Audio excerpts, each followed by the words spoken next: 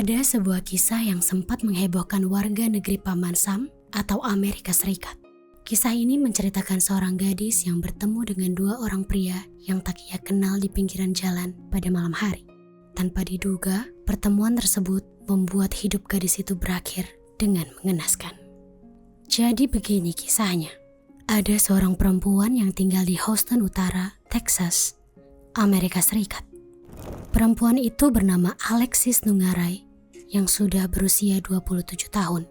Saat usia Alexis menginjak 15 tahun, ia bertemu dengan seorang lelaki yang menarik perhatiannya. Lelaki tersebut tidak disebutkan identitasnya, namun yang jelas, lelaki tersebut memiliki paras yang tampan. Entah siapa yang dulu mendekati, namun setelah beberapa waktu, keduanya berkenalan, mereka menjadi dekat dan akhirnya menjalin hubungan sebagai sepasang kekasih. Tak seperti kebanyakan gadis seusianya, Alexis dan pacarnya tersebut memiliki gaya pacaran yang tak biasa dan berlebihan. Sampai-sampai Alexis ini tidak bisa mengontrol dan membatasi diri, terjerumus ke dalam hubungan terlarang. Ia melakukan hubungan badan bersama dengan kekasihnya hingga ia mengandung. Pada saat Alexis mengabarkan kehamilannya pada sang kekasih, kekasihnya itu tidak mau bertanggung jawab. Alexis mencoba membujuk kekasihnya, namun kekasihnya tersebut masih berkukuh untuk tetap tidak mau bertanggung jawab dan malah menyuruh Alexis untuk menggugurkan kandungannya. Karena Alexis terlalu sayang kepada janinnya, Alexis pun meminta penawaran kepada kekasihnya, yang mana ia mengatakan kurang lebih seperti ini. Oke, gak apa-apa kalau kamu gak mau tanggung jawab, tapi jangan tinggalin aku sampai anak ini lahir. Setelah itu bebas, kamu boleh ninggalin aku, ucap Alexis memohon. Mendengar perkataan dari Alexis, kekasihnya tersebut langsung menyetujui permintaan dari Alexis. Singkat cerita, Alexis melahirkan dan sesuai dengan kesepakatan di awal, saat itu kekasihnya pergi meninggalkan dirinya. Namun meskipun demikian, Alexis tidak merasa sedih. Justru ia bahagia karena ia sudah melahirkan buah hati yang begitu lucu yang ia beri nama Jocelyn Nungaray. Supaya lebih mudah, dalam kisah ini kita panggil dirinya dengan sebutan Josie. Singkat cerita, saat itu Josie sudah berusia 12 tahun. Josie merupakan gadis yang suka memelihara hewan dan memiliki film favorit seperti film Harry Potter, Twilight, dan Stranger Things. Di dalam kesehariannya, Josie dikenal dengan sosok yang ceria dan jenaka. Ia kerap kali melakukan kekonyolan dan melontarkan kalimat lucu yang membuat orang-orang di sekelilingnya tertawa bahagia, sehingga banyak orang yang menyayangi Josie. Selain itu, Josie juga memiliki sifat ramah dan cepat akrab terhadap orang lain, bahkan dengan orang yang tak ia kenal sekalipun. Alexis sebagai ibu merasa khawatir dengan sifat Josie tersebut, karena menurutnya Josie bisa saja kenal dengan orang lain tanpa menaruh curiga orang tersebut jahat atau baik kepadanya. Sehingga Alexis sering memperingati Josie untuk tidak sembarang mengajak orang lain berkenalan. Meskipun begitu, Alexis tidak melarang anaknya untuk berpacaran. Bahkan ia mengetahui jika Josie sudah memiliki kekasih. Tetapi tetap saja, Alexis membatasi beberapa hal dalam hubungan mereka. Alexis dan Josie putrinya sedang menonton TV. Mereka memutar ulang serial Harry Potter saat itu. Beberapa saat kemudian, Alexis mengatakan kepada Jocelyn untuk menyudahi tontonan tersebut dan ia menyuruh Josie untuk tidur ke kamarnya. Karena esok pagi Josie akan ikut dengan Alexis untuk pergi bekerja. Josie yang mendengar hal tersebut awalnya sempat menolak. Tetapi karena ia takut ibunya marah, akhirnya Josie pun pergi menuju ke kamarnya untuk tidur. Setelah beberapa saat di dalam kamar, Josie ternyata belum bisa tertidur. Dan ia malah merasa lapar. Tetapi, jika ia mengambil makanan di dapur, Josie merasa akan ketahuan oleh ibunya bahwa ia belum tidur. Akhirnya Josie pun berinisiatif untuk pergi ke sebuah swalayan untuk membeli makanan. Namun saat itu ia sempat teringat jika ibunya melarang dirinya untuk keluar rumah pada malam hari. Apalagi saat itu sudah sangat larut, sekitar jam 12 dini hari. Setelah beberapa saat menimbang, Josie memutuskan untuk melanggar aturan ibunya sekali ini saja. Akhirnya, Josie pun menyelinap keluar melalui jendela kamarnya dengan tujuan akan pergi ke swalayan 7-Eleven yang berada di sekitar Jalan Rankin dan Jalan Koi Kendal. Sebenarnya jarak rumah Josie ke swalayan tersebut tidak terlalu jauh. Hanya saja untuk menuju ke sana, ia harus melewati jalan raya. Singkat cerita, pada jam 12.17 dini hari, ada seorang pegawai swalayan yang bernama Christian Govney. Saat itu, ia merasa heran ketika melihat seorang gadis muda yang sedang berbelanja pada jam yang sudah sangat larut. Gadis tersebut adalah Josie. Namun di saat itu, Govney tidak terlalu merasa curiga dan melayani Josie dengan baik. Di swalayan itu, Josie membeli beberapa makanan dan minuman. Setelah itu, Josie langsung pulang kembali menuju rumahnya dengan melewati jalan yang sama. Kemudian di sisi lain, ada dua orang pria yang merupakan imigran ilegal yang berasal dari negara Venezuela. Kedua pria itu bernama Franklin Jose Pena dan Johan Jose Martinez. Saat itu, Pena dan Martinez pergi ke sebuah restoran menggunakan mobil ke daerah Northborough. Saat itu mereka melanjutkan perjalanan menuju ke arah Jalan Koi Kendal. Sesaat sebelum sampai di jalan tersebut, Pena dan Martinez melihat seorang remaja yang sedang berjalan sendirian di pinggir jalan tersebut.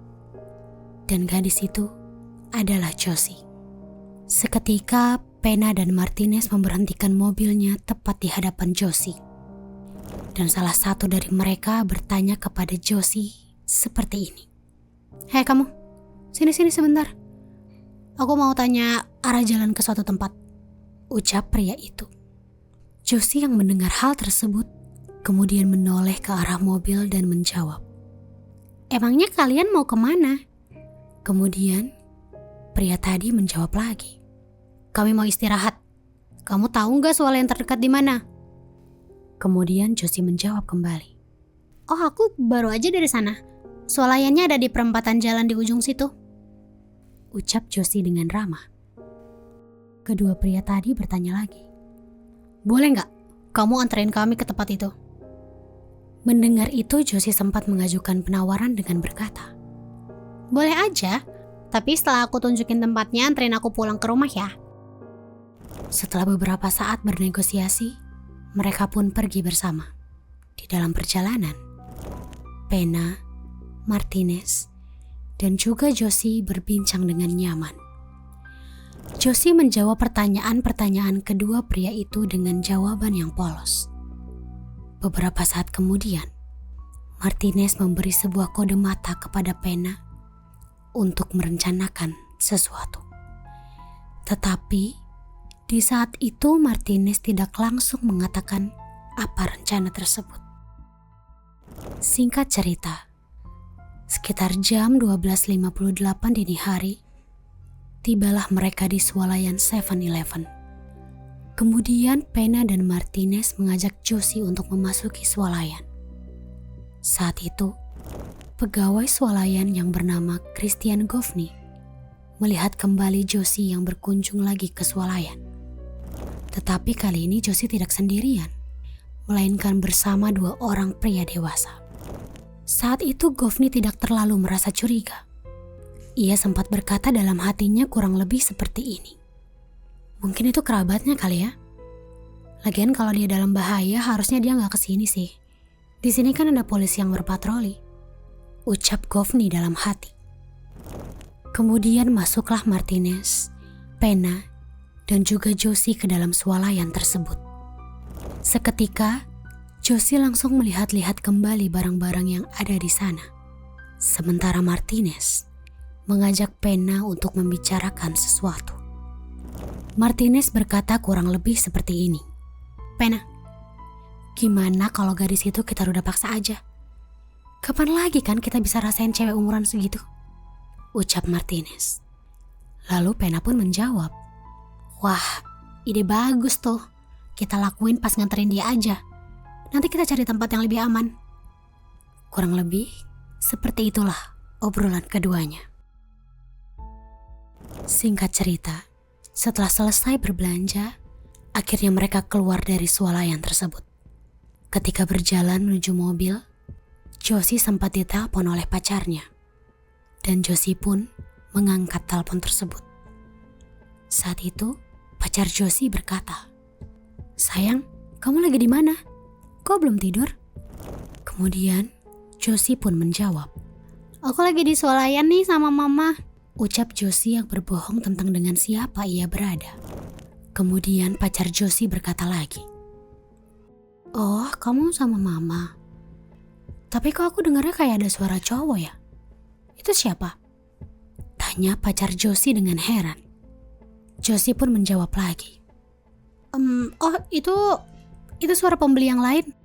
Setelah itu, obrolan mereka pun berakhir.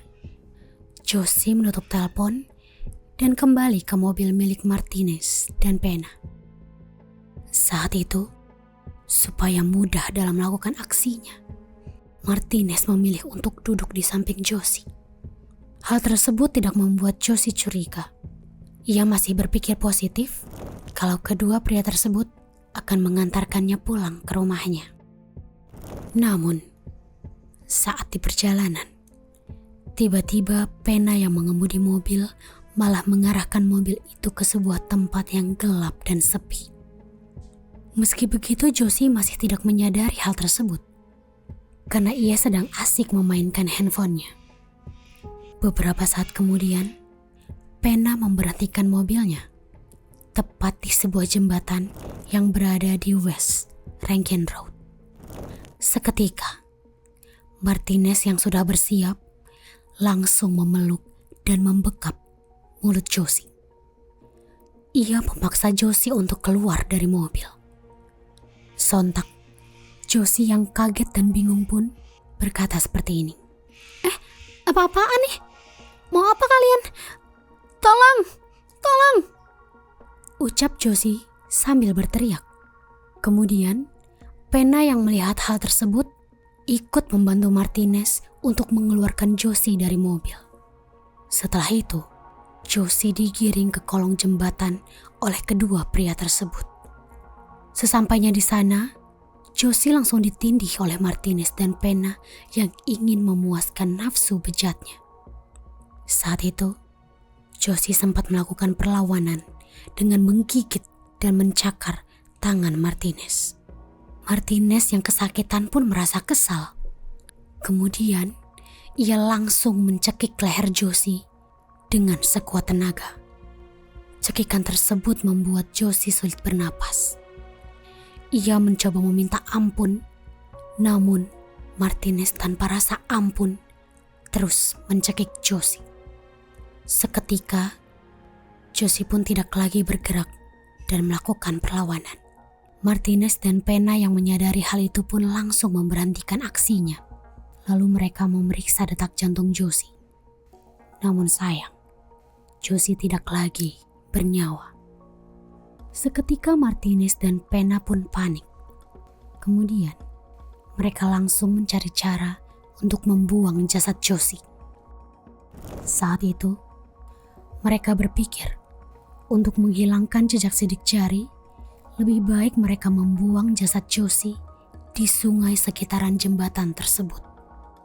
Kemudian, tanpa pikir panjang lagi, Martinez dan Pena mengikat tangan dan kaki Josie, lalu membuang tubuh Josie di sungai yang ada di kolong jembatan itu. Tak berhenti di situ, mereka juga sempat membuang pakaian dan handphone milik Josie. Setelah semuanya selesai, keduanya langsung kabur dari tempat itu. Pada saat itu, mereka berniat untuk mencari tempat tinggal dan bersembunyi.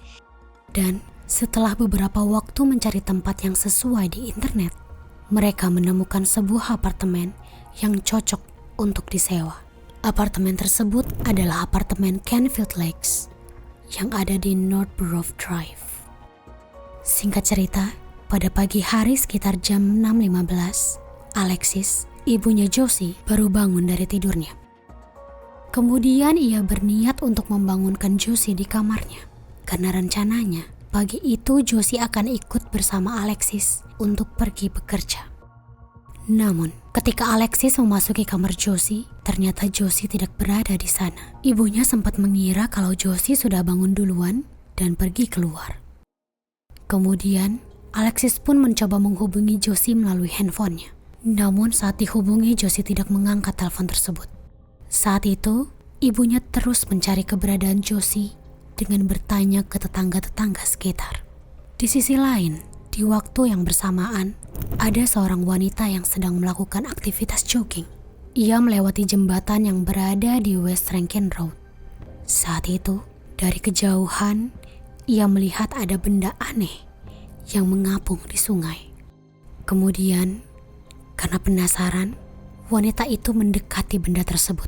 Ketika sudah dekat, sontak ia kaget karena yang ia kira suatu barang ternyata sesosok jasad manusia yang sudah mengembang dan pucat.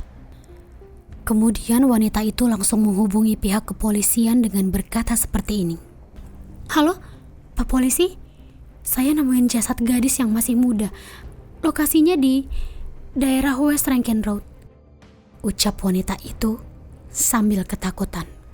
Kemudian, polisi yang mendapatkan laporan tersebut langsung menuju ke TKP. Di sisi lain, ibu Josie yaitu Alexis masih terus mencari keberadaan Josie, namun masih belum menemukannya. Akhirnya terpikir olehnya untuk menggunakan aplikasi pelacak handphone.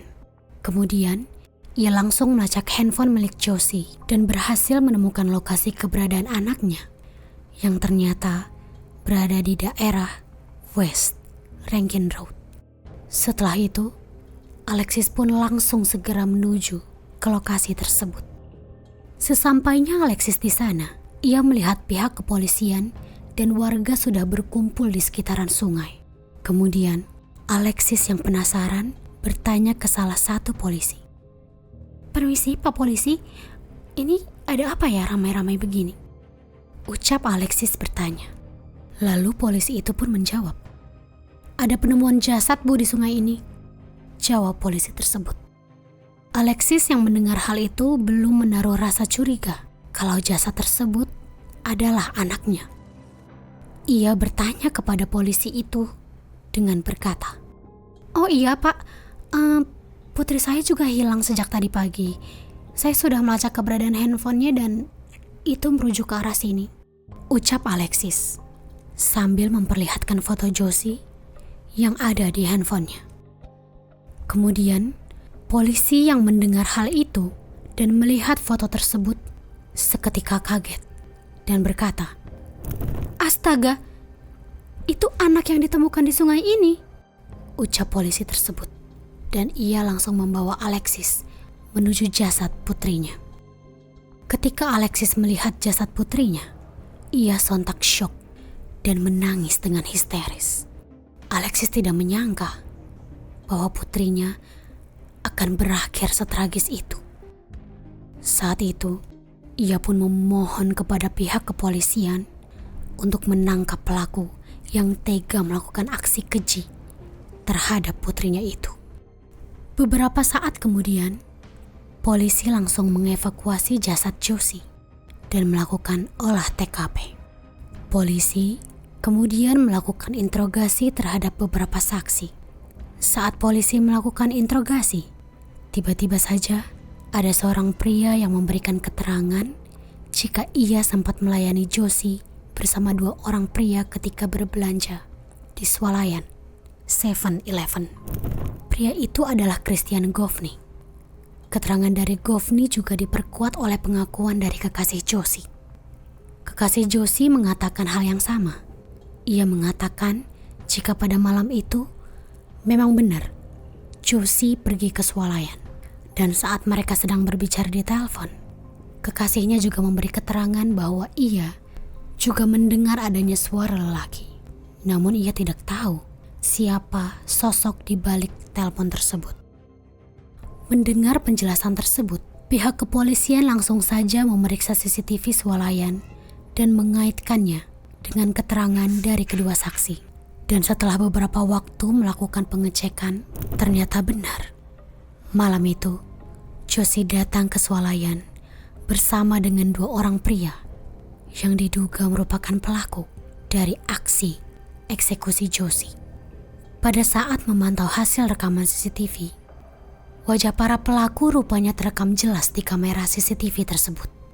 Berbekal rekaman tersebut, polisi langsung mengambil tindakan dengan cara mengambil foto kedua pelaku dari tangkapan layar rekaman CCTV tersebut. Kemudian, polisi menyebarkan foto kedua pelaku tersebut ke sosial media. Di samping itu, beberapa waktu kemudian, seorang penghuni apartemen Canfield Lakes yang ada di Northborough tiba-tiba saja keluar dari dalam unit apartemennya untuk pergi bekerja. Pada saat ia melewati lorong apartemen, ia berpapasan dengan 2 orang pria yang tak lain adalah Pena dan Martinez. Melihat kedua lelaki tersebut, warga apartemen tersebut merasa tidak asing, yang mana ia seperti pernah melihat mereka, namun entah di mana. Ia mencoba mengingat-ingat, hingga beberapa menit kemudian ia mencoba melihat ponselnya. Dan pada saat itulah ia teringat bahwa 2 orang pria yang baru saja ia lihat itu merupakan seorang buron dari kasus eksekusi yang baru saja menghebohkan masyarakat. Memiliki keyakinan tersebut, ia langsung melaporkan kedua pria itu kepada pihak kepolisian. Mendapatkan laporan tersebut, pihak kepolisian langsung menuju lokasi yang dimaksud oleh si pelapor. Sesampainya di sana, pihak kepolisian langsung saja melakukan sejumlah pemeriksaan dan melakukan interogasi pada si pelapor. Hingga beberapa waktu kemudian, setelah mendapatkan banyak informasi, pihak kepolisian langsung saja menuju unit apartemen Pena dan Martinez.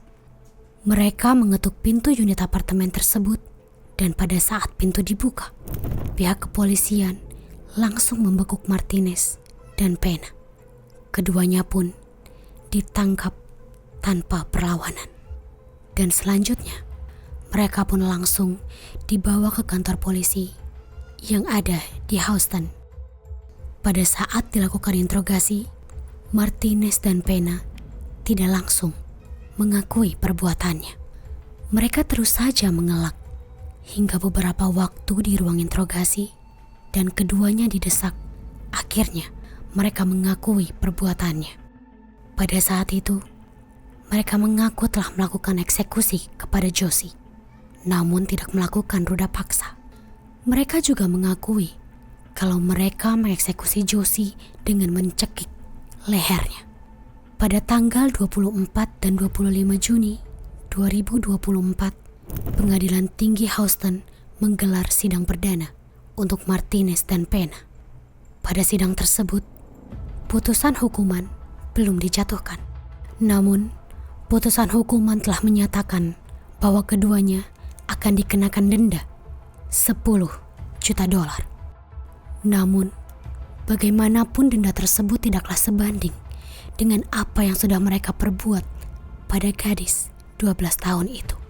Masih banyak kejanggalan dalam kasus ini, yang mana antara pengakuan pelaku dan bukti forensik yang ada tidaklah sama.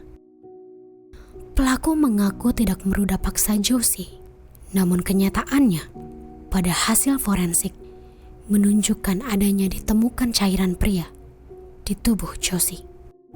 Hingga saat ini, persidangan masih terus berlanjut, dan pihak keluarga pun masih terus berjuang untuk keadilan Josie.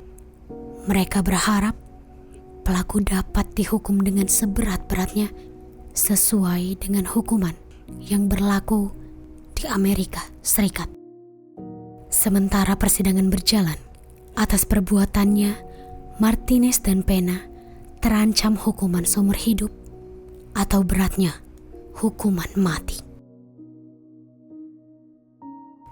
Di samping itu, jenazah Josie yang sudah dilakukan pemeriksaan selanjutnya dikembalikan kepada pihak keluarga untuk dilakukan prosesi pemakaman dengan layak. Pada saat itu, jenazah disemayamkan di rumah duka sebelum akhirnya dikebumikan. Dari jenazah di rumah duka hingga dimakamkan, banyak sekali yang turut hadir dalam upacara pemakaman tersebut. Dari warga biasa hingga petinggi di Amerika Serikat turut hadir mengiringi kepergian Josie. Semua orang berduka. Mereka tak menyangka kejadian naas tersebut harus terjadi pada seorang gadis ceria itu.